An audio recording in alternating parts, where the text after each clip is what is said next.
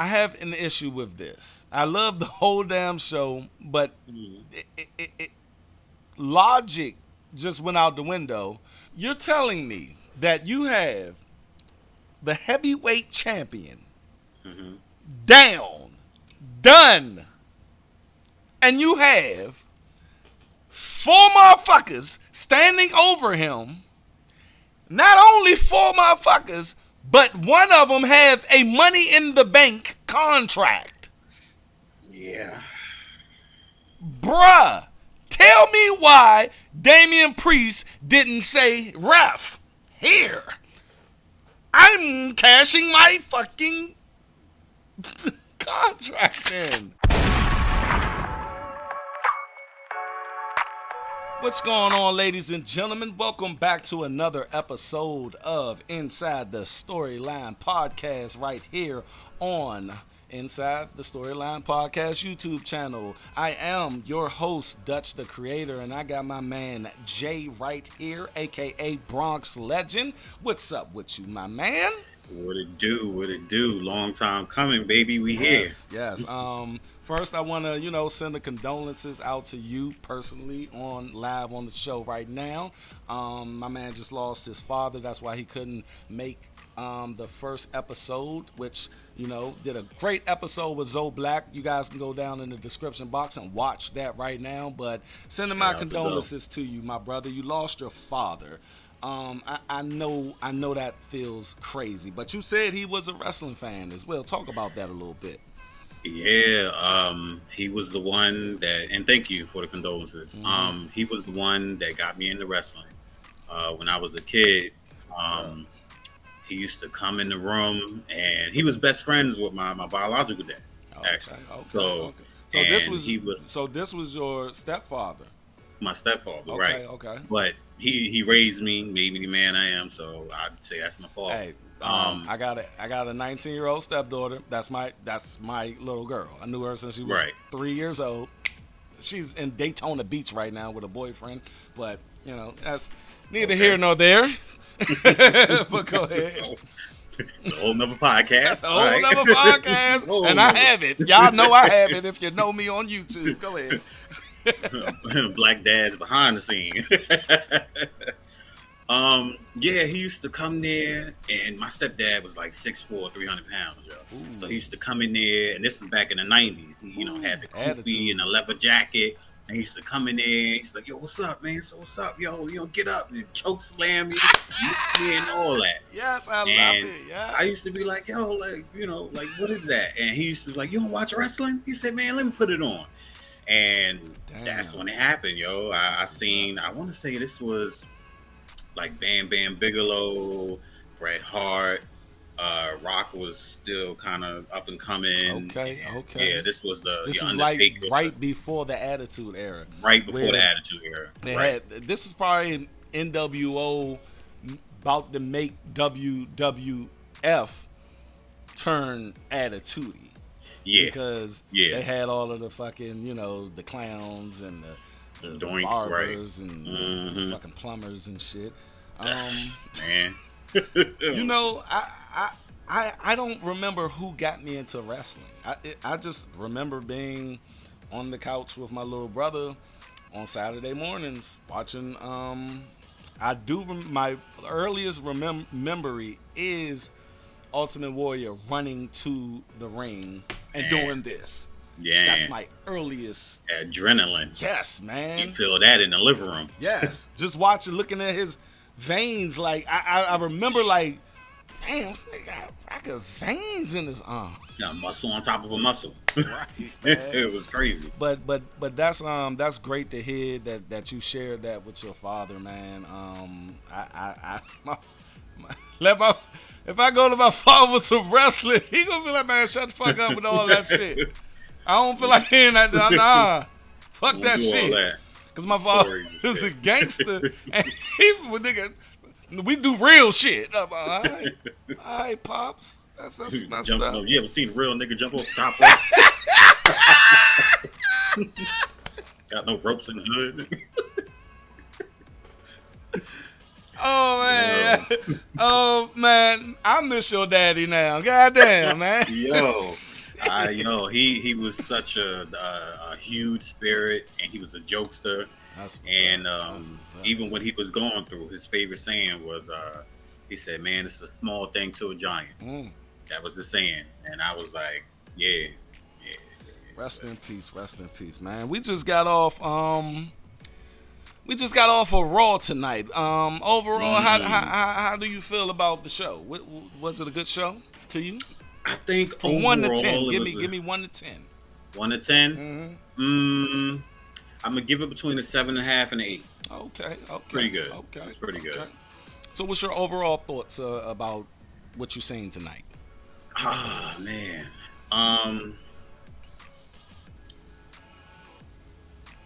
If I'm starting from beginning to end, I think Judgment Day is getting major heat, and they are white hot.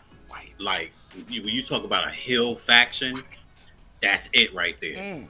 That's it.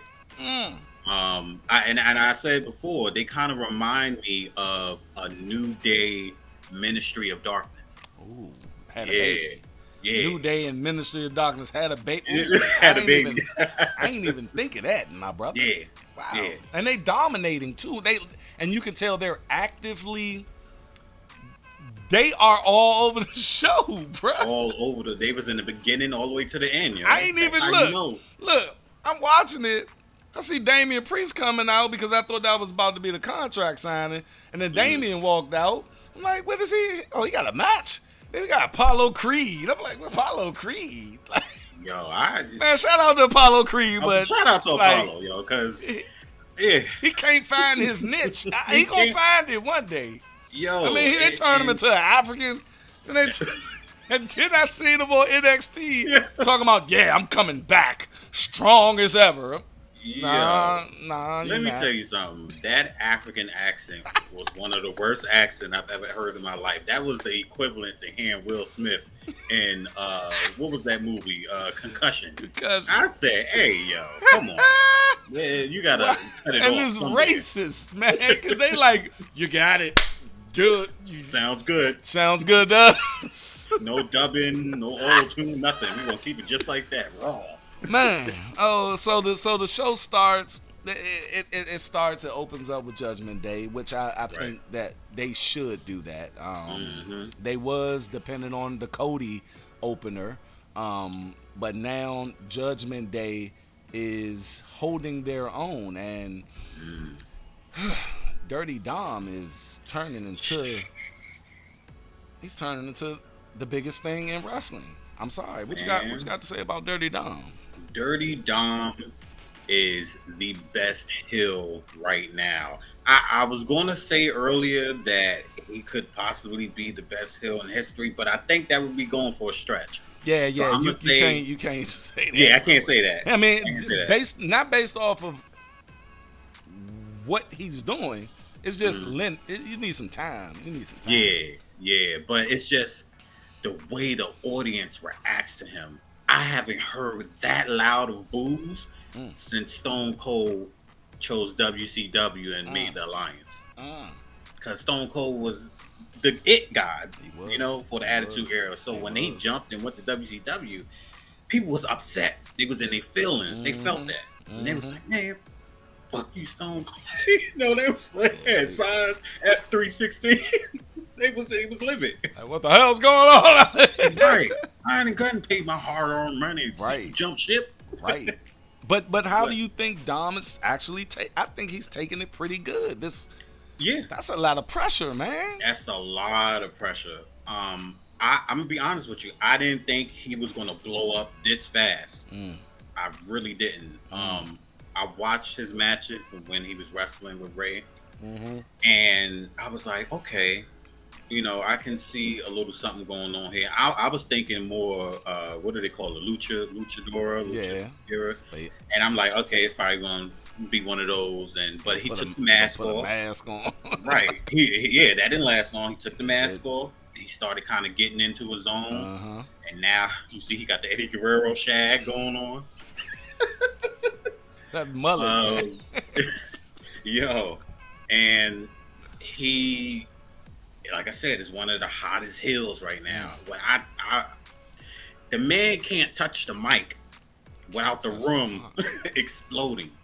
That's white hot right there. That is, and if you're a true wrestling fan, you understand that Vince McMahon say, if they're booing you, you're doing your job. If they're cheering you, you're doing your job. If they're doing nothing, here's your future endeavored. You're going to get future endeavored. You know what I mean? Mm-hmm.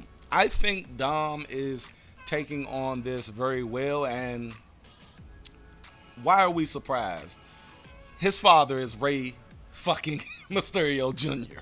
Like, I mean, he's bred for this, and he's been in the ring doing this before, back in the day when they had the custody bout. Right.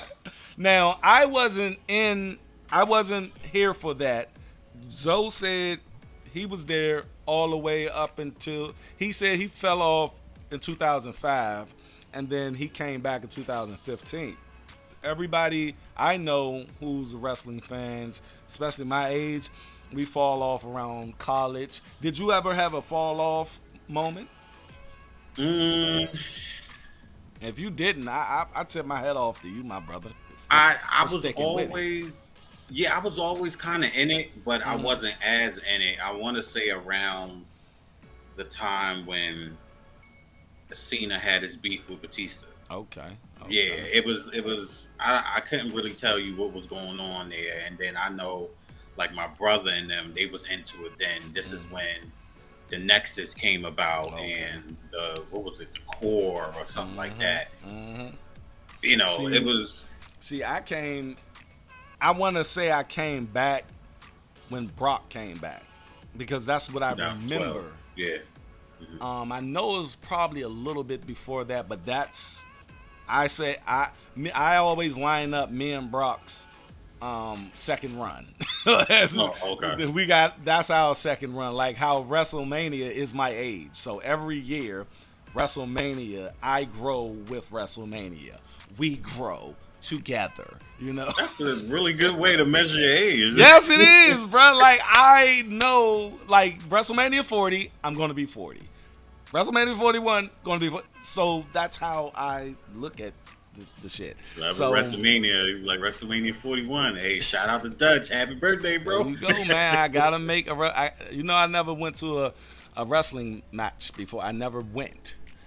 I don't have the experience. I need to have the experience, and it needs to be with y'all. I know we need to get to a show now that we got a podcast. I better get to a show because we got a podcast now. Yo, we gotta experience that. So we got Dom, and then Sammy Zhang and Kevin Owens come out, and they challenge Dom to a fight. Well, Sammy Zhang challenges him to a fight. Did you think at one point in time that they were actually going to take the belt off of Dom? No. You didn't? No. You didn't even... I thought it. I'm going to get yours first, but yeah. Tell me what you thought about that. When it comes to the Judgment Day, it's almost the equivalent of when the Bloodline had all its members. You know, to challenge Roman is to challenge the Bloodline. Right, you know that it's not going to be no straight up match. There's somebody that's going to be coming up with some shenanigans. To challenge Dom is to challenge everybody in the Judgment Day. There is no fair match. His name is Dirty Dom. It's Dirty Dom. Like, come on. And the great thing about wrestling, my brother, is the way. I don't know who's in the background doing it. Maybe Triple H, maybe Vince. But the way they can get me to think for a little bit, even during the match. Let's talk about the match. During the match, they kicked everybody. I'm like, okay, Finn is probably going to come out. But Dom is by himself. Yeah. And Zayn hitting him with the Thunderbird and all this. Blue Thunderbomb. After that, I was like, Hey, bruh.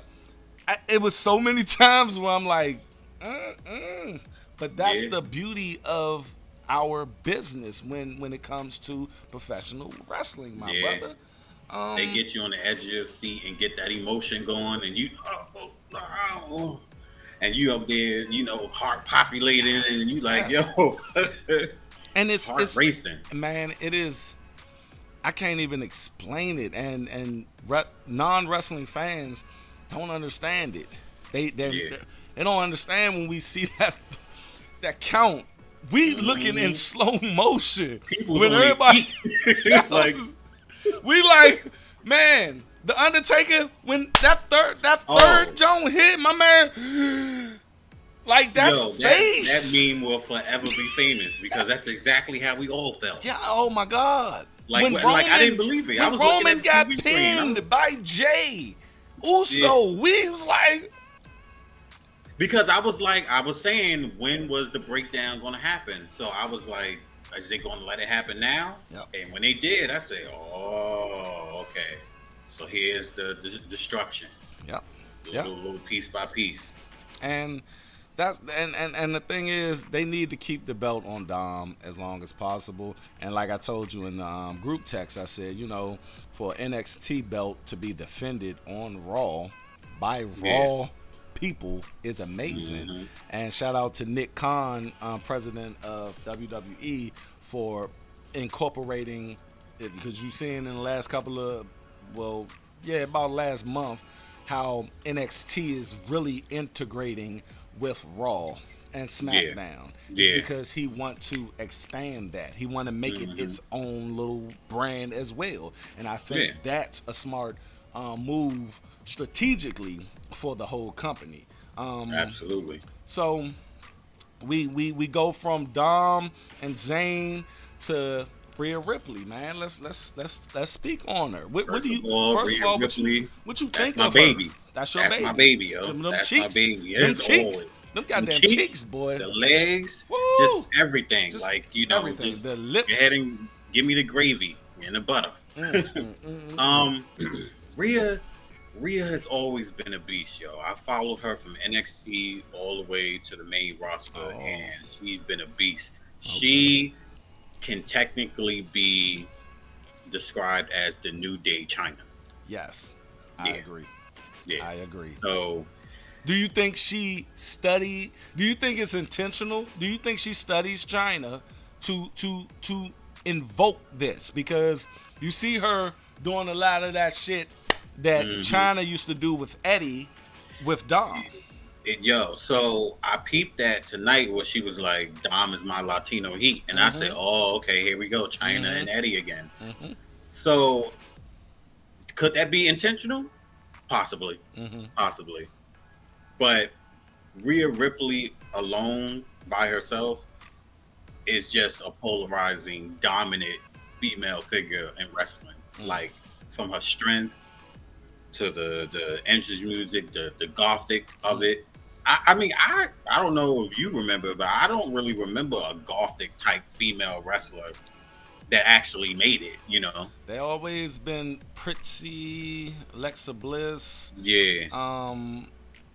You're absolutely right. It hasn't. And she's very, very dominant. Which brings me to the Raquel Rodriguez thing, because you got two big women that's about to collide, and it's going to be amazing. It's going to be amazing, and how McMahon and I do think Raquel needs to get some breast implants. I'm just throwing it out there. McMahon would probably agree. I'm just puppies. What I'm saying is, and ladies, I'm not trying to be sexist or anything. Don't think that. Trust me. Believe me. Let me explain. Her chest looks like mine, and with her physique, it just doesn't look right to me. Now, it's subjective. This is how I'm looking at it, but it just looks funny. It looks weird. And I'm gonna go with Charlotte Flair's body. I mean, look. Ooh, I was just talking about that a little while ago. Yeah. Look, I never was attracted to her, period. Now, the thing is, athletically, she's a beast. You know what I mean? Beast, right. And I didn't even think of this until she said it. But she should have just not said it in her little documentary. But she said it, and I said, you're right. She said her body. She said, yeah, I know. My body looks like an iPhone. And I said, not an iPhone. Your body do look like an iPhone. It does. It does. And I'm that not shit was body a fine shaming, boy, yo. and you know I might get a little flack, and I'm not going to edit it out. You know, it's just I'm just giving you my opinion. I think she should have some breast implants, but Raquel and Rhea Ripley, I think Raquel, they still had her at some lower shit where she should be higher. Why are they still with the shenanigans with Liv Morgen? What do you think?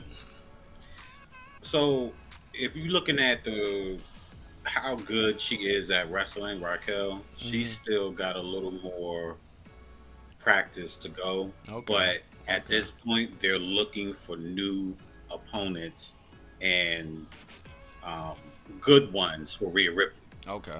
I remember I was listening to Stone Cold talk about why he left when he did, and he was like, at the time they didn't have, like, I faced everybody. They didn't have anything good for me to do a storyline with. They didn't have anything, you know. We didn't have anything. So he was like, he basically felt like he was done.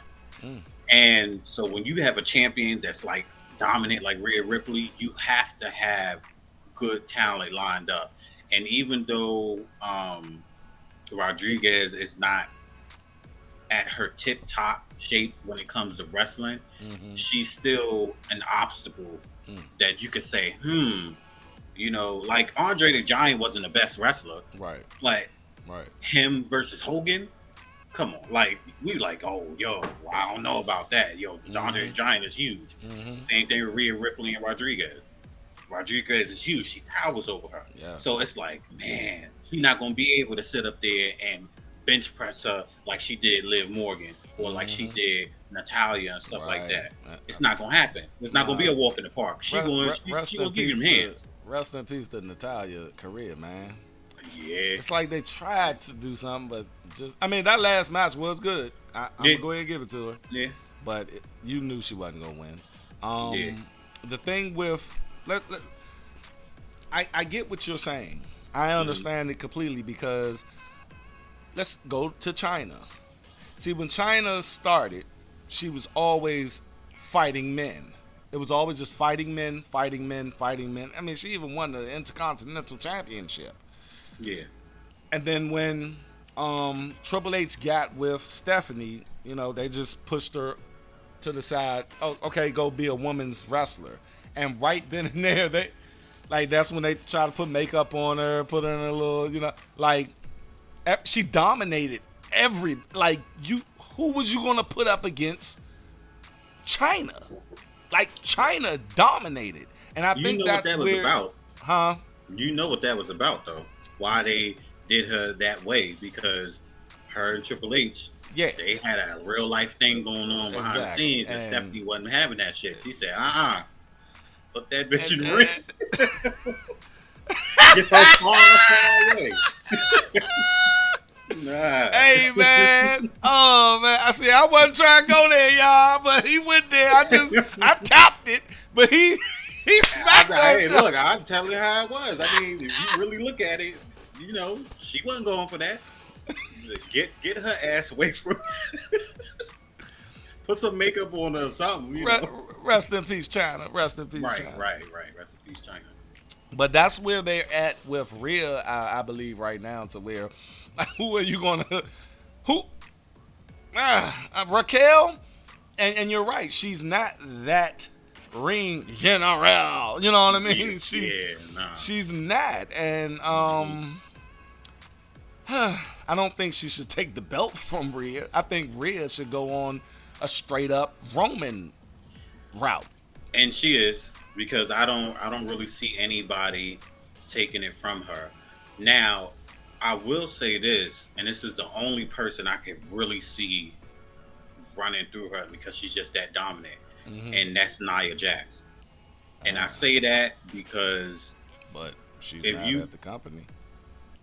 But here's my thing. Why? And She Nia, made an entrance at the Royal Rumble, I and never then was a Nia fan because she hurts people, bruh. she does. She genuinely hurts. I think these wrestling chicks are scared. Yeah. Like, I mean, she did make the man, Becky Lynch. She made her. But it was still a botch, and it was dangerous. And Shorty, she lost a bunch of weight, but you still have to you have to take care of your opponent. Like, Absolutely. Because their life is in your hands. yes, so bro. you got to be professional with it. So, But I was just throwing it out there to say that's the only person I could see that could give her that work and make it look believable. Okay. To take the belt off her. Okay. Right now, I can't name anybody in the women's division that I feel that could take that belt off Rhea. unless you count Charlotte, but I'm tired of saying Charlotte. No, Bianca Belair, but they're on SmackDown. Yeah. Bianca Belair is my favorite female wrestler right now. For what reasons?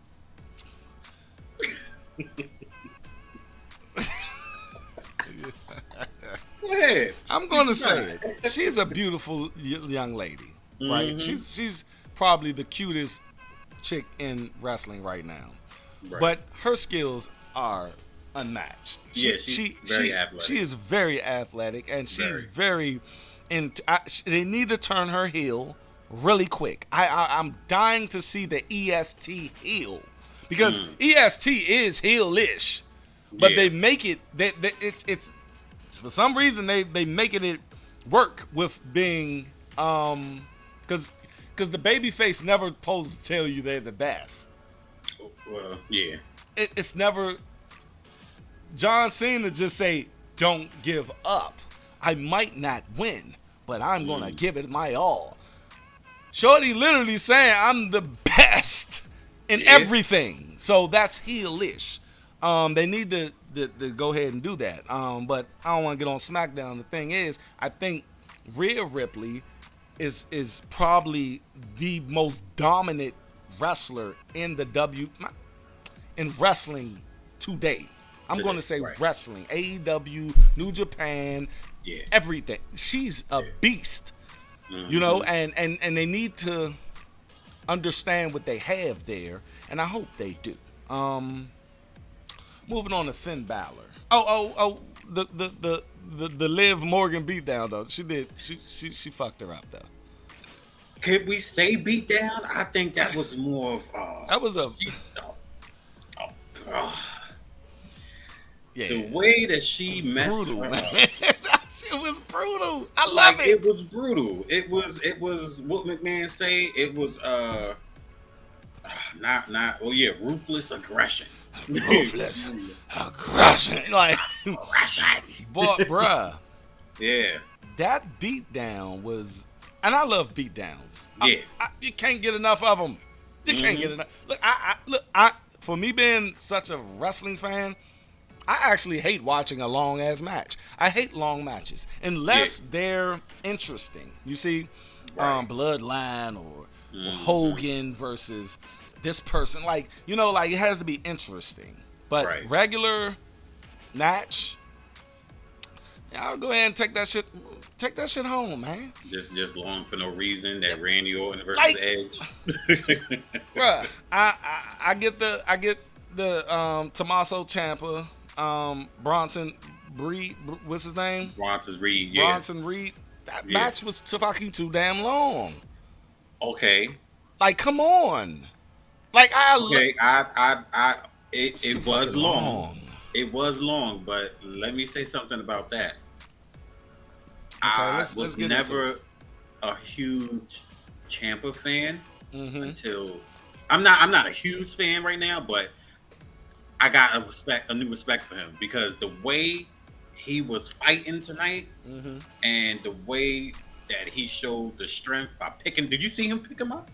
No, I didn't. I was Oh skipping. my! I was skipping. I think his move is called the fairy tale ending or something like that. He Dang. picked him up and I put him gotta behind his go back. back and look at that. I gotta go Yeah, back and you look got to at look that. at that. 'Cause And the that way was a they was long-ass thumping match. and fighting and knees and all that stuff, I was like, yo, like this dude is not even half his weight, and he's wrecking with him. I mean, we can say that on Chad Gable as well. That man will pick you up from the ground, non-stop, keep it going, boom. Chad Gable is a whole nother level, though. That's the new, like, that's that new Kurt Angle, you know? Woo, man. Yeah. Woo. That's it. So Rhea with the beat down, Liv and poor little Liv Morgen. She talking to Brian Saxton like, I might get beat up, There wasn't no mic. but I might not. And look, you knew you was getting, knew you was getting your ass. Look, Brian Saxton, he was like, all right, go ahead. I see you in the medical room. Rhea's about to whoop your ass. Right. And she destroyed her, yo. And I thought after and shout out to Liv for selling. Like the sale is off the chain. She sold that joint. Talk about selling bumps. All the way back to the medical room, she sold it. She's and a I beast. was like, yo. She's talking about she can't move her arm, but she was moving her arm. But it's cool. Right. It's cool. It's all right. When she hit her when she took the chair and she stomped her the first time, I said, damn. All right, she about to leave it alone. Nah, she told the referee, move, yo. I'm going for a second one. But did you see the suck it afterwards? I don't even think that was planned. I think the ref or one of them got something in their ear. Vince McMahon probably do it again. Yeah. Tell her to do it again. One more time. Go now. And I'll crash out. I think they told her, she was like, fuck it, let me go ahead and get up in there. Oh, you want some more? Oh, man. Cody Rhodes, my favorite wrestler right now is Cody Rhodes. Mm-hmm. I just want to say one thing about Cody Rhodes, you guys. I'm watching that man tonight. Every time I'm watching him, it's amazing how you can go from this to that. Yeah. Professional wrestling is the greatest entertainment of all time, bruh. Absolutely. I'm going to tell you that right now because I seen Stardust. This man never got beyond mid-card. Never. And for him to be who he is, dude is in. Let me tell you something. What I told Zoe on the last episode. When you break streaks or break records or anything, it's not for that person, you know? It's not for the person who breaks it. It's for the person who beats the person who breaks it. Do you guys understand? The thing is, Brock Lesnar beating The Undertaker at WrestleMania and breaking the streak.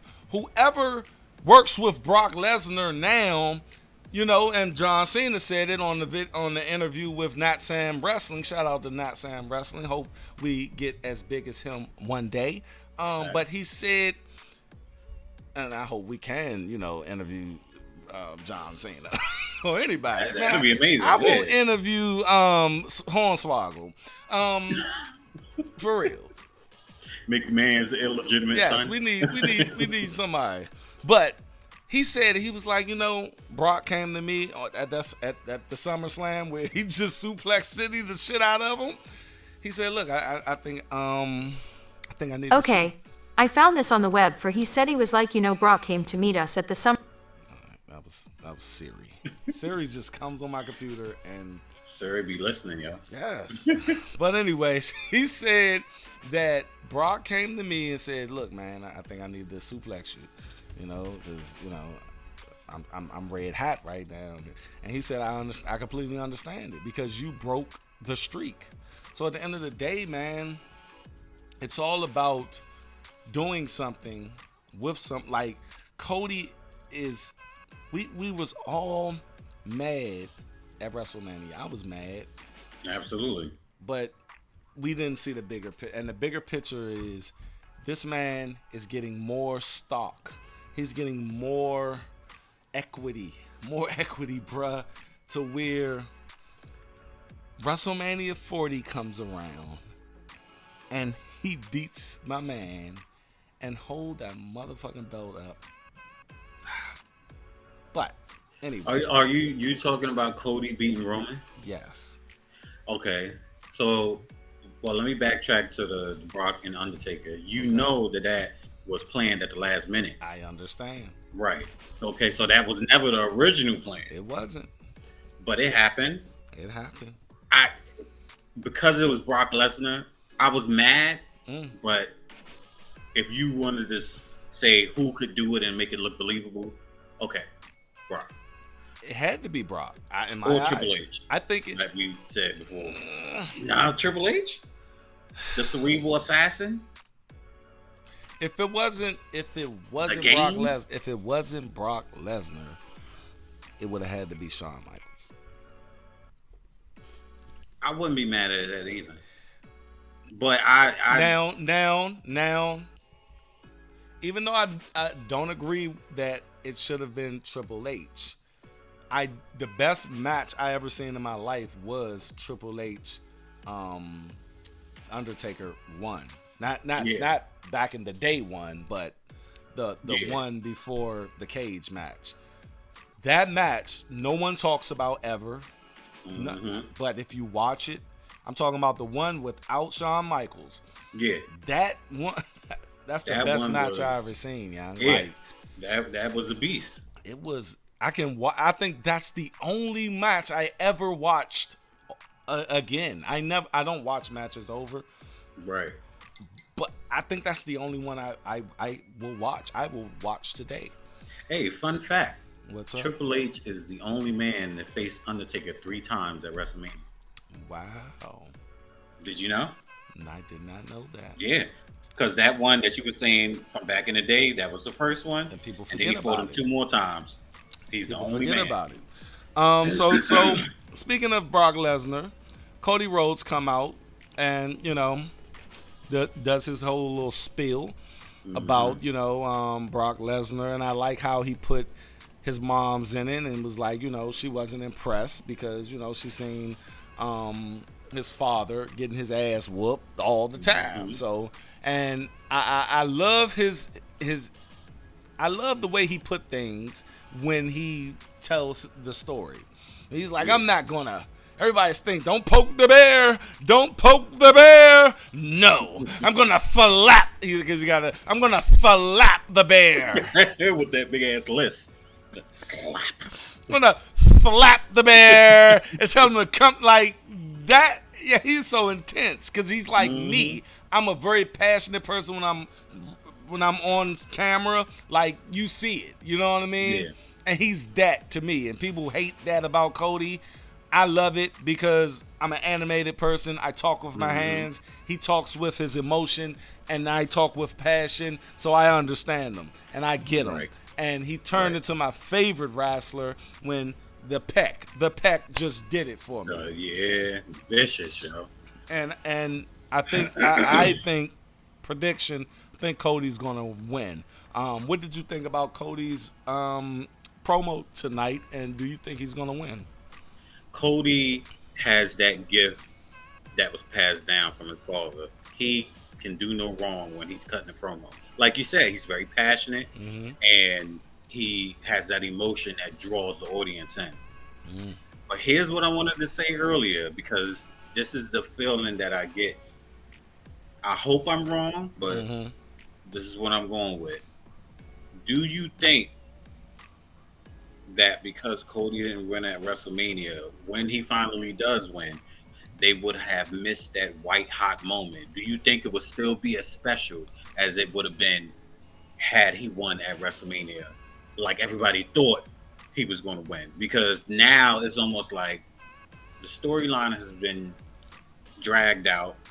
Granted, we appreciate the bloodline storyline, but it's been so long, and Cody is like going through all of this stuff. And I understand. I think I understand what they're trying to do. They're trying to make him earn it.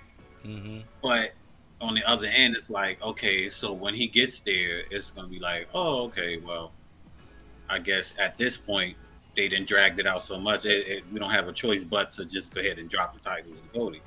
I just think we missed that white hot moment to where we all would have been on the edge of our seats and standing up. Some people probably would have been crying like when CM Punk came back. I think. Can I interject there? Yeah. I'm gonna disagree with you.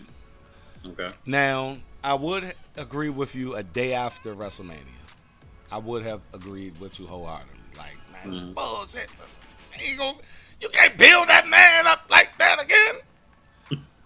I think with everything going on with the bloodline, with Jey Uso, and bringing that whole thing full circle, which he's not going to win the belt. I don't think he's going to win the belt because Jey Uso winning the belt is equivalent to you rooting for the dog to catch that car that he's chasing, and then once the car stops, the dog is like, okay, what do I do with this car? Right. You're like I think that's one of those, but the story is great.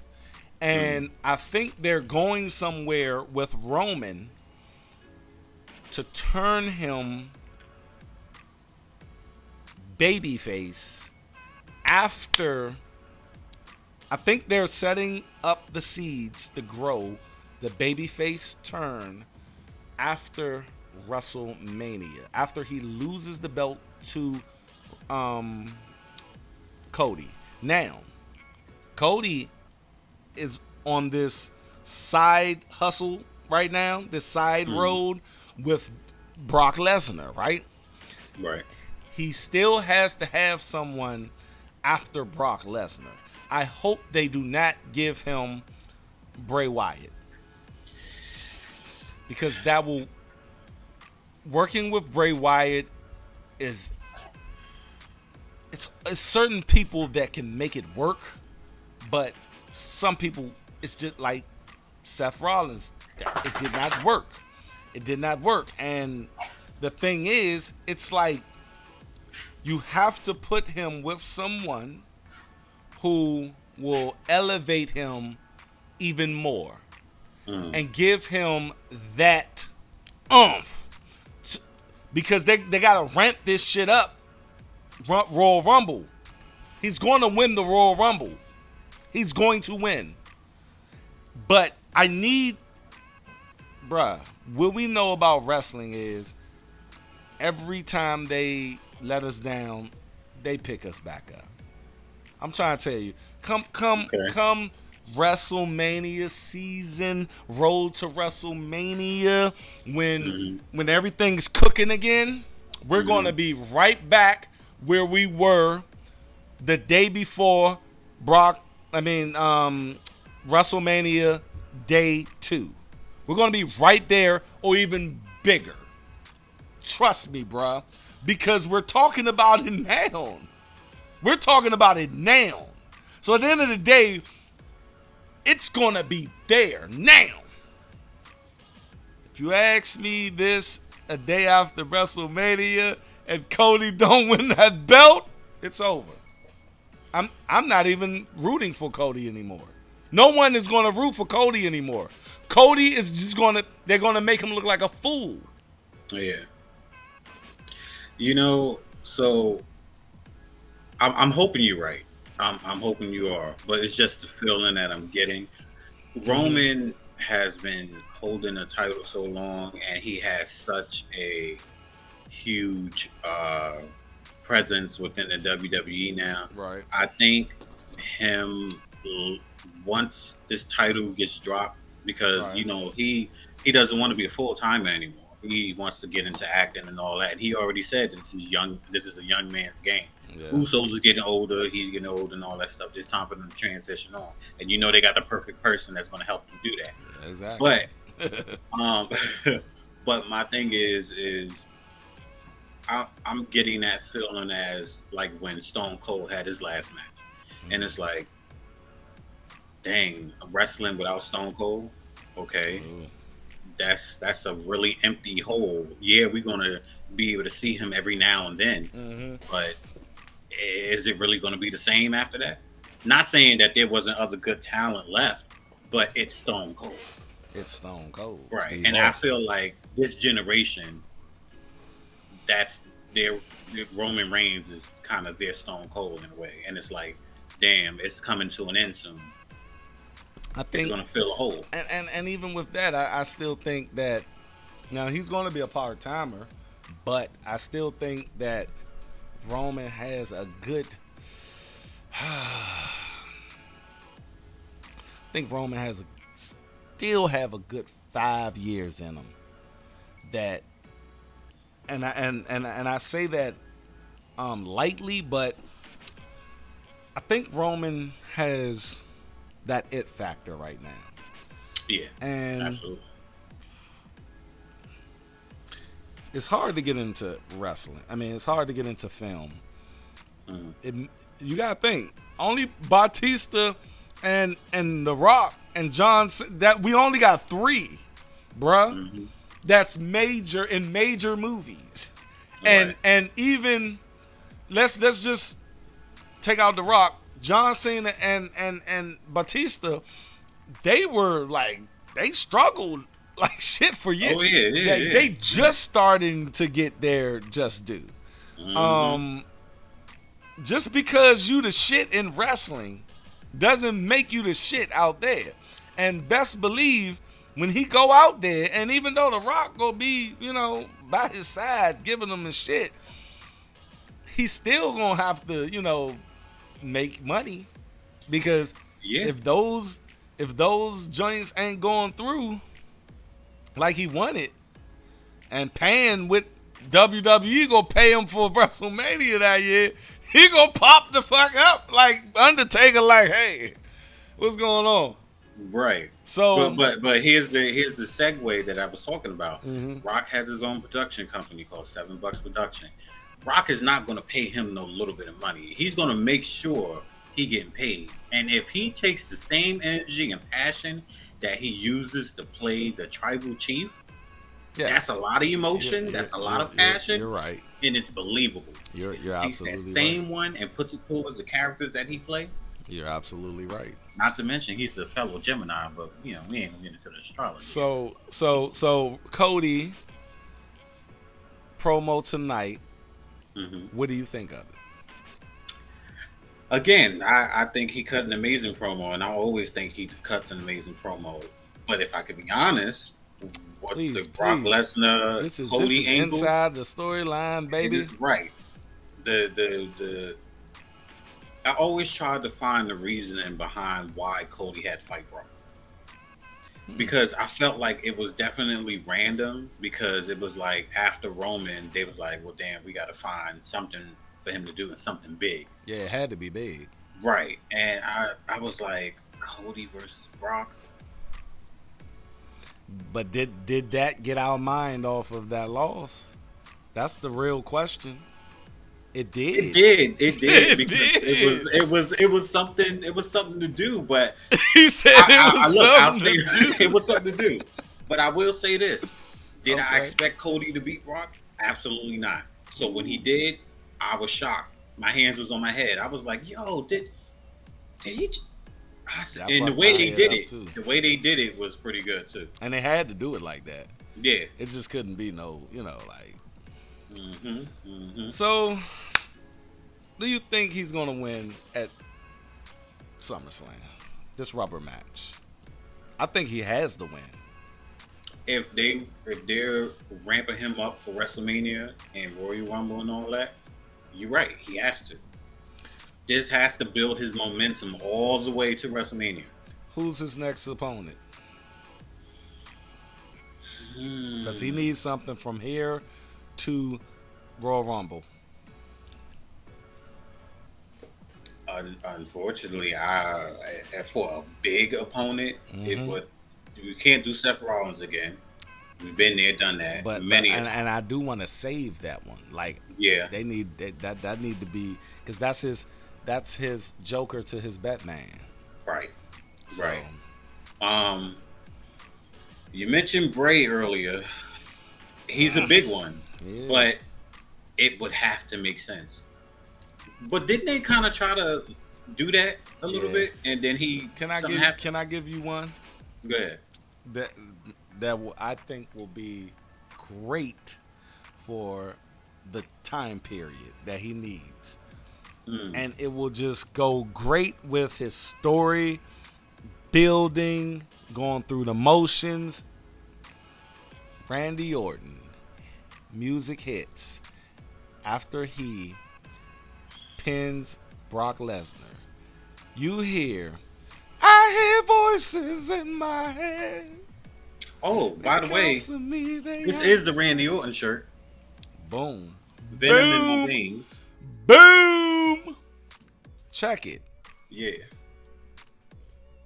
They have him come out though, like in regular clothes, looking like he's still, not cleared.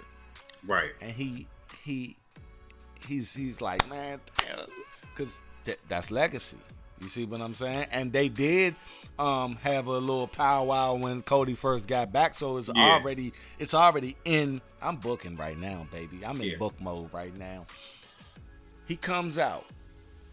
He say, man, like, wow, like I never got the opportunity to, say how much I'm proud of you. You just beat Brock Lesnar, man. Right. You came into your own thing, man. But I might be retiring, man. And Cody like, no. It's like, I'm done. I'm done.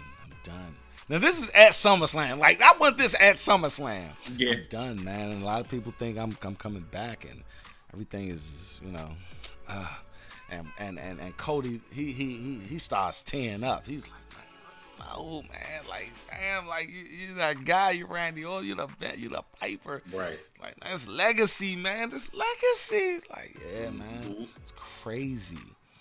And then, boom, RKO out of nowhere. Yeah.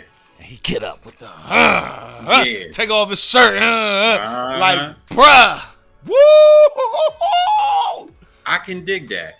And as soon as you said legacy, that makes it personal because there's already so much history there. Yes. Oh, so much history. So yeah, and his beef is, you think you better than me? Right. You think you better than me? Mm-hmm. We both second generation. I am the legend killer, baby. Right. Come on. Right. Whoa. Yeah, I can see that. I can see that, and like I said, it would be personal, and yeah, I can see him saying like, yeah, you used to ride my coattails. You wouldn't be where you are today if it wasn't for me. Yeah. I put you on the map. You was nobody. Stardust, all that.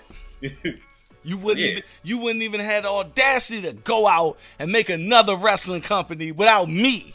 Yeah. Ooh, bruh. Yo. Damn. Okay. And Randy can do it. Randy can do it. Yeah. Randy, when you talk about the hills and shit, because when you went there with Dom, talking about, I thought around, man. the punt, man, like he ended motherfucking shit. That one when he fought this guy, I think his name was like something Mason. He was this big 300-pound dude, had shoulders on top of shoulders.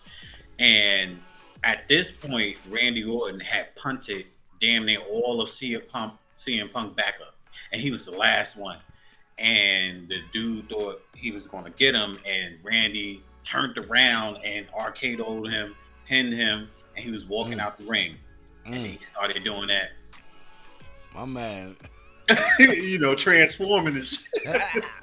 And he's going to that place. He's going to the place. Hearing them voices. And he looked at CM because CM Punk was sitting up on the ramp. He looked at CM Punk. Then he looked at Mason. Then he looked at Punk. And Punk was like, no, Randy, come here. And ran in the ring. went back and punted the hell out of him. And Punk tried to get in the ring, and he was already in position on all fours. Like, what? All I need you to do is get up. Come on, I'll beg you. I want you to get up. Hey, Randy Orton, my man. That's my guy. And I hope and I hope that is Cody's next opponent. If it's not, I hope they pick someone who can compliment the man, because we need to get him to WrestleMania, and we need to get him white hot. We need to get him there when he raised that belt. I need everybody to be like, yes, because that's my favorite right now. Let's get to Logan Paul and Ricochet, man. But real quick, remember, y'all heard the storyline here first. So when it happens on TV, we already predicted it. Bruh, I'm taking that out. I'm taking that booking out and making it its own video. So I'm trying to tell you, if it happens, Negro, y'all, bam, it's here. Here first. Thank you. What you think of a good old Logan Paul, man? I mean, Logan. I'm loving him like he is, and I'm loving him. Look, for a heel and a cocky person who you love to hate, he's very athletic. And see, that's the thing about it. It's almost like, and I'm not comparing him to Shawn Michaels, but I'm talking about the demeanor that Shawn Michaels had. He knew he was that good, that he could go out there and talk shit and tell the audience, showstopper, baby. Yeah, he was like, yo, you pay your hard-earned money to see me because you love to hate me. And he said, no matter what I do, you come and you pay your money to see me. I was watching his interview with Seth Rollins, and he broke it down. He said, wow, when I did realize, when they told me what a heel was, he said, because he said he was getting mad that people was booing him. And Bruce Pritchard came to him, was like, you fucking great. He was like, but they booing me. He was like, that's fucking great. That's good. And once he got the concept, I can tell now when he goes out, he said, tell the dude, he's like, yeah, you freaking virgin. Yeah. You need to get laid, you freaking virgin. Like, he's just going out there just insulting, and he's doing it because he knows he's a heel. And I love my heels to know that they are heels. Absolutely. Sell it, because your job is to get the emotion of the audience. Once you capture that emotion, you in there. And shout out to Ricochet for getting his push right now. Hey, look, I was about to say that. I'm glad they finally giving him his shine, because Ricochet is so talented, yo. Man, did you see him jump out that motherfucking ring? Yo. I'm trying to physically understand or mentally understand how much pressure has to be on you in front of that whole crowd to. Now you know how to do this, but still, like, dude, laying on your feet. It's yes, and he can't, like, oh my God, to do that. And they said he did it all the time in NXT. Yeah. I guess that's when you know how to do something, you just know how to do it, because that shit look great, like smooth. I remember he did it against, and he was, he make it look so damn easy. Yeah. I will get fucked up, Jay. I will fuck my whole shit up. I'm not getting over the top rope. The rope is about to stop me from getting outside the ring. They gonna be like, he did it with ease. Take it out the ring, you know. He came down. I'm like, oh my God. I was doing the. Do your feet hurt? Your hip ain't buckle a little bit? Yeah, but he light on his feet. I remember I seen him do it in NXT for the first time against Velveteen Dream. Do you remember Velveteen? Yeah, I do. Fucked up what happened to him. Yeah, well, he happened to him. So much potential. Yeah, much potential. He was that guy. Now he getting caught in bathhouses. Damn, bro.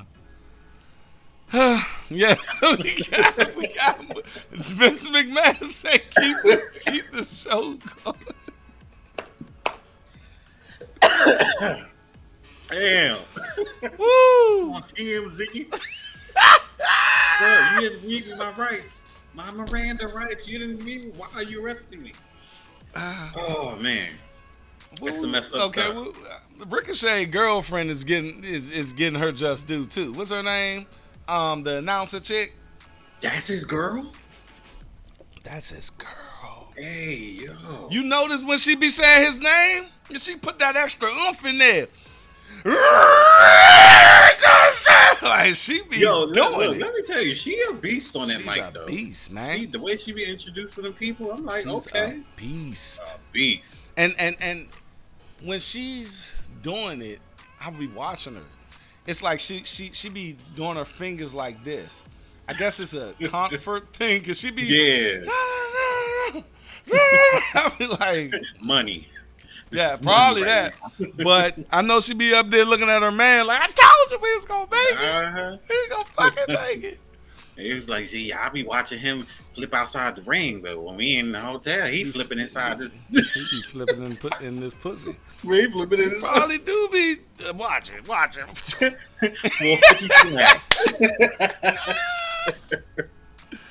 But she is a bad junk. I will go ahead and give it to her. I asked my new friend to meet me at the gym, but they never showed up. I guess the two of us aren't going to work out. Come on, Siri. What?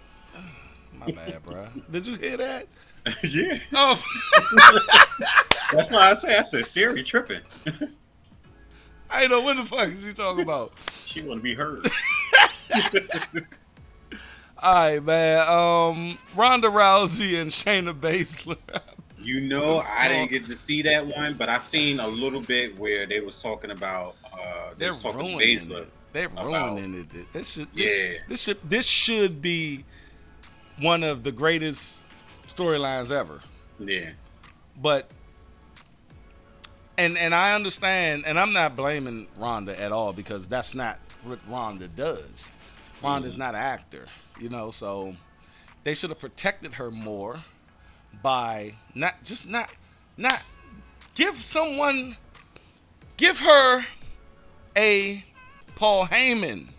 I'm about to say, give her a mouthpiece. Somebody you know who would have been great for her? Who? DeVille. I can see that.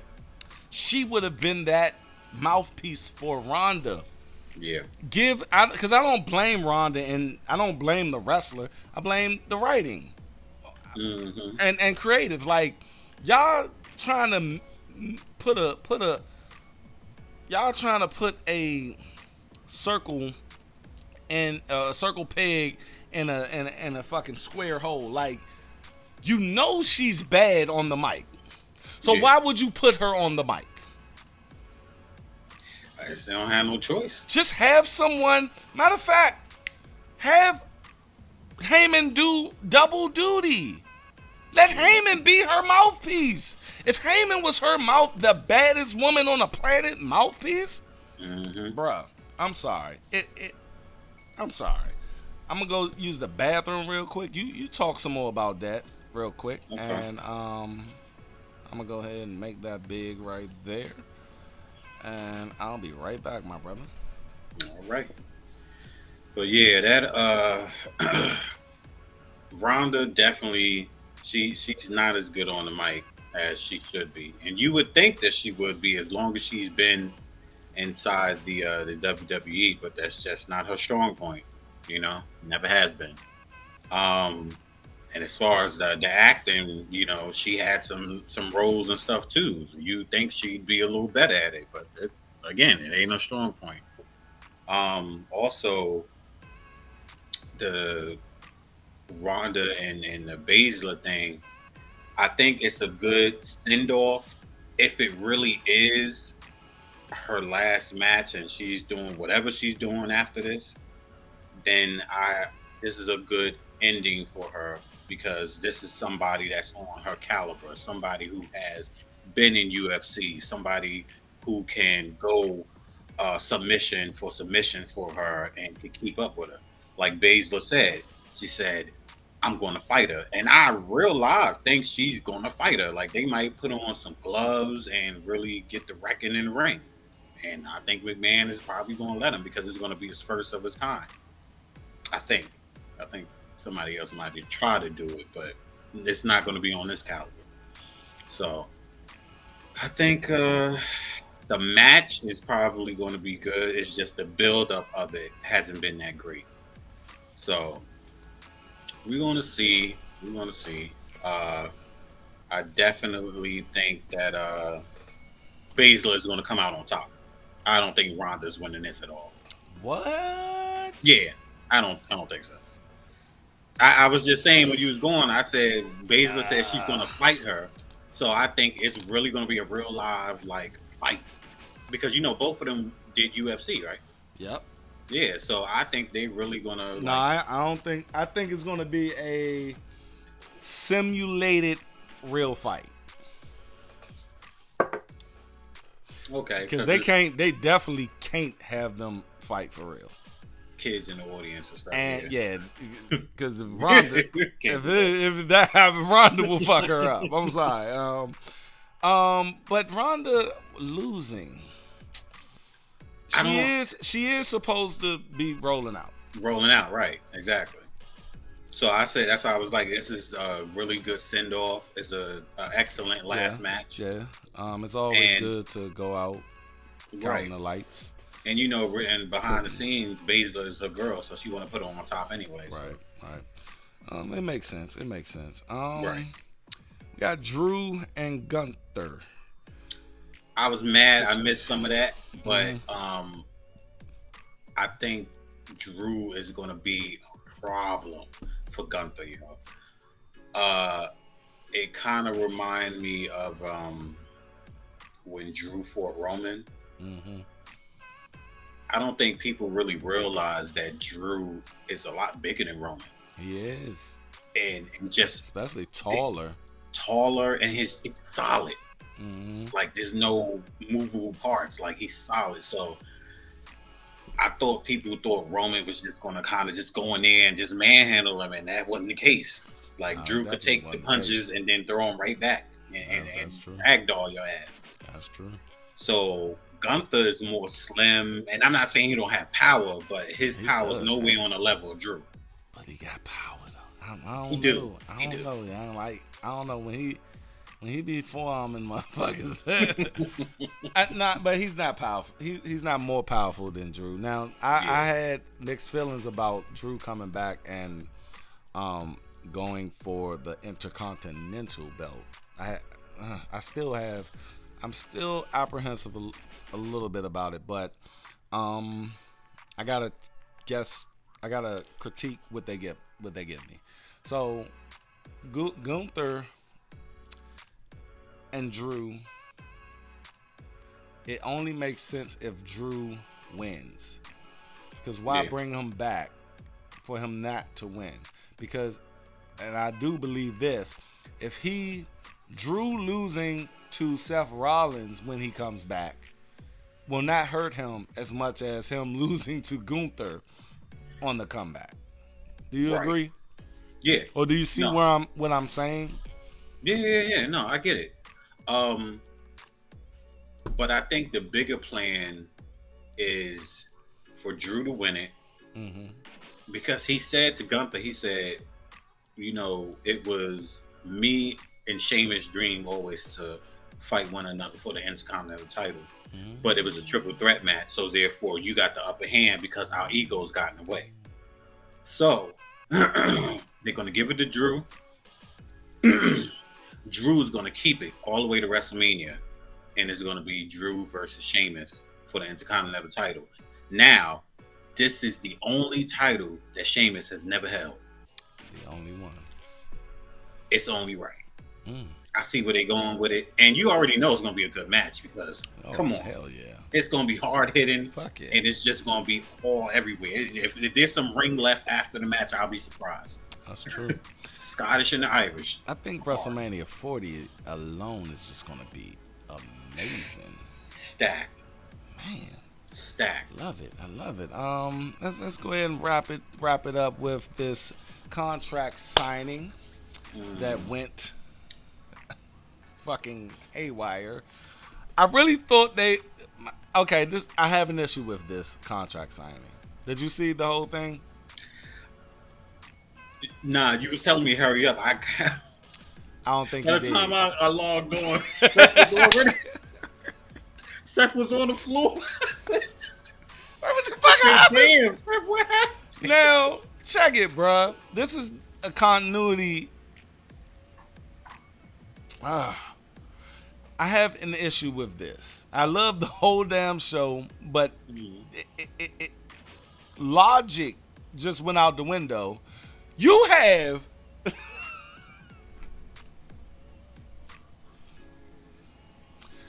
you're telling me that you have the heavyweight champion down, done, and you have 4 motherfuckers standing over him. Not only 4 motherfuckers, but one of them have a Money in the Bank contract. Yeah. Bruh, tell me why Damian Priest didn't say, ref, here, I'm cashing my fucking contract in. He promised Finn. But still, it still don't make sense because the show. How are you gonna have? Hold on, bruh. No, bruh. When your champion is down, that's when the Money in the Bank holder. That's their opportunity. Like that's the theme of the whole thing. Yeah. How are you gonna have that theme of the whole thing? And have your champion down and 4 people over him at the end of the show like, yeah. It doesn't make sense. Make it make sense. Here's my worry about him going into SummerSlam. Seth knows he's outnumbered. I don't know if you heard a long time ago that they were supposed to be bringing back the Authors of Pain. And it was supposed to have been a rumor going on. I did hear that. That if they're going to put, if it's still a thing, that they're going to put them back with Seth like they was before. But Seth knows that he's not going to be able to beat Finn because, again, to challenge Finn, well, not agree, but to challenge Finn, Damian, or Dom, you're challenging the Judgement. Right. You're going to need backup. Definitely. Who's going to come out and help Seth keep Sammy Zhang and fucking Kevin Owens, which they don't know what the fuck they want to do with them. Yeah. And they're just holding those belts hostage where someone else can be utilizing these belts. That's my thing. Why not give SmackDown back their belts? I mean, might as well. Do you need all 4 of them? Like, and they're just lingering. Kevin Owens got this spaz out personality now. How you gonna? He came out to help your man, and then he got his ass whooped. And that's my whole thing is like, okay, they need to write this shit a little better, man. I understand y'all working with a lot. You could have made that whole segment way better than what it was. Mm-hmm. I gotta give it some critique. Like it was all over the place. Yeah, man. Like you can't have the man down. And what the fuck I got this contract for then? Like, why do I have the contract? I just real life think it was a thing because Finn wants Rollins to himself, and he wants to prove that he's the rightful champion. You remember Finn was the original Universal Champion. Yes, I get it. And I think Rollins was the one that took it. Yeah, well, yeah. Yeah, so now it's a long story back to the beginning. 7 years. And it's this rival between them. So, well, they shouldn't have gave Damian Priest the title. I mean, I think at the end of the day, contract.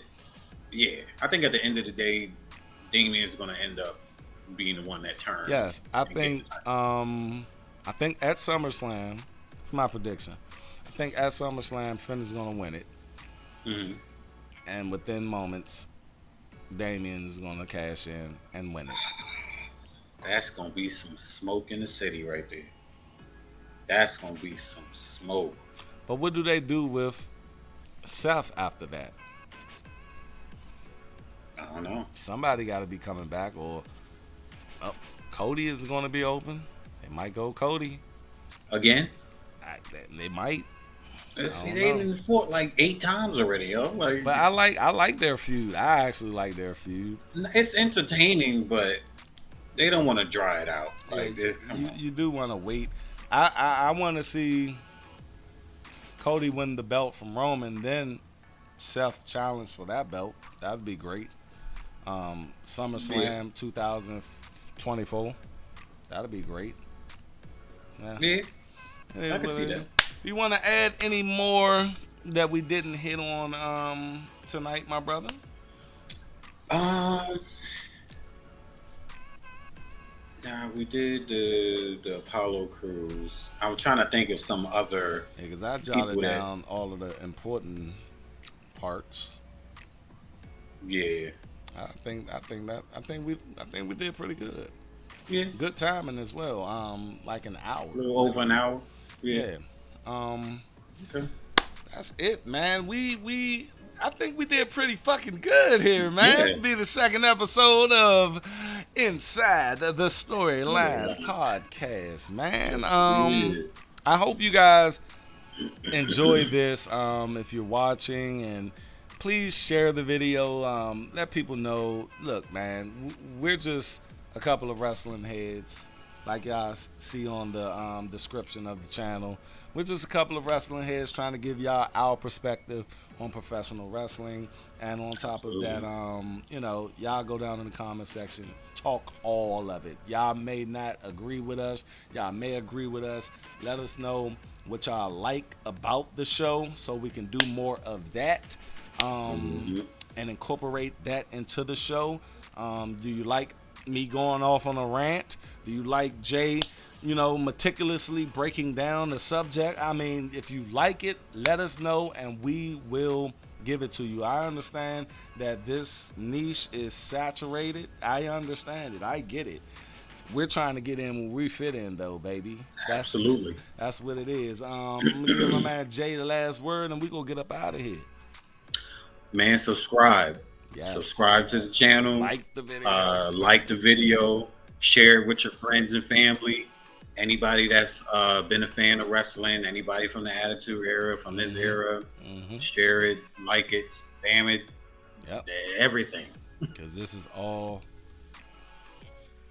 inside the Storyline. Storyline podcast. That's what we do, baby. I'm out. I appreciate you guys coming through. We will be up here for Smackdown. Hopefully all 3 of us will be up here. Right. But you're going to get at least 2 of us every time. And you might just get 1. If they gone, I'm going to go ahead and hold down the ship. If me and Zoe gone, this man going to get up here and do the damn thing. And so forth and so on, baby. That's why we are a cohesive unit here. Sometimes you see us all 3 of us, and sometimes you just see 1, sometimes you see 2. At the end of the day, you're always going to see somebody, though. That's what it's all about. Appreciate you guys coming through. I will catch you guys on the next one. Peace and be safe.